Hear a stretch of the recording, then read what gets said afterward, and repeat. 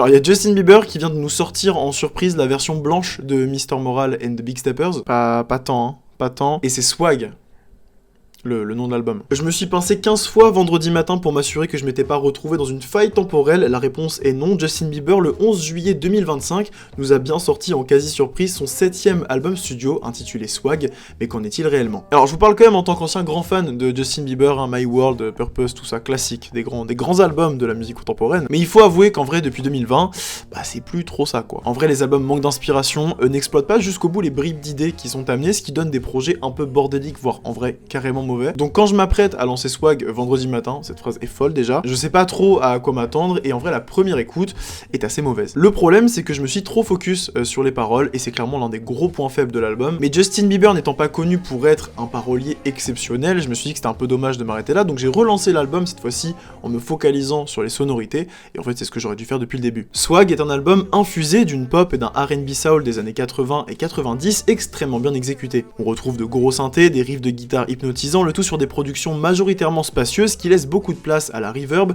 et aux mélodies généralement très réussies du chanteur qui nous accompagne tout au long de ce 21 titres. Mais surtout, il y a quand même Dijon et Maggie qui ont bossé sur cet album et vous savez à quel point ça me rend heureux. Bon, déjà parce que leur contribution apporte beaucoup et influence l'ambiance générale du projet. Swag a vraiment cet aspect scratch où certains sons prennent l'allure de démo, d'autres sonnent beaucoup plus construits et c'est quelque chose qu'on trouve sur Absolutely ou Two Star and a Dream Police qui font de cette dualité une véritable force. Mais l'autre aspect qui m'a fait trop plaisir concernant Dijon et Maggie, c'est que le son qu'ils ont eux-mêmes crafté est en train de sérieusement s'implanter sur la scène mainstream. Alors on retrouve évidemment beaucoup d'autres producteurs présents sur l'album, notamment des anciens collaborateurs de Frank Ocean, FKA Twigs, Lord, Kali Uchis ou Post Malone, et tout ce petit monde mis bout à bout permet à Swag d'exister en tant qu'album pop R&B intemporel, allant piocher autant chez Michael Jackson, Lionel Richie ou Phil Collins que chez Leon Thomas, SZA, Dijon et Maggie. Mais ce 7ème album possède quand même quelques défauts notables, bon les paroles j'en ai déjà parlé, parfois c'est juste cute, parfois c'est vraiment pas très bien. La longueur aussi est un très gros problème, un album dure quasiment 1 heure, et oui les influences tout ça sont très réussies, mais ça n'empêche que ça devient très répétitif au fur et à mesure qu'on avance dans la tracklist. Je pense clairement qu'un 14-15 titres aurait largement suffi. Et comment ça tu ramènes Drusky sur 3 infâmes interludes?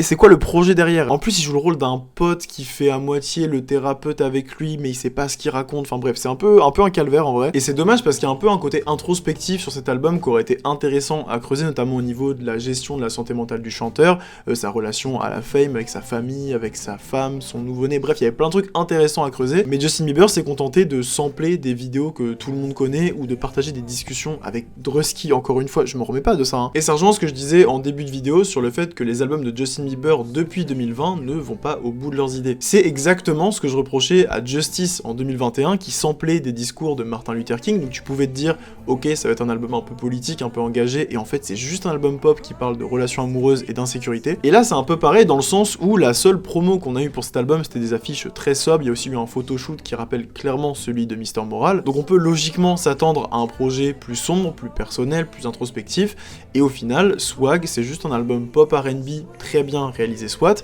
mais qui se contente juste de prendre des sujets qui ont déjà été abordés tout au long de la discographie de Justin Bieber, sans pour autant aller plus loin et nous donner plus d'informations et plus de profondeur sur qui il est en tant qu'artiste et en tant qu'humain. Et c'est dommage parce que je suis sûr que Justin Bieber a énormément de choses à nous raconter. Dans l'ensemble, Swag reste un album que je vous invite à aller écouter rien que pour la qualité de ses productions et son ambiance générale. Vous allez voir, l'univers sonore est hyper riche et certains morceaux restent coincés dans votre tête, vous pouvez rien y faire. Voici mes sons préférés, dites-moi en commentaire quels sont les vôtres, prenez soin de vous et moi je vous dis à la prochaine.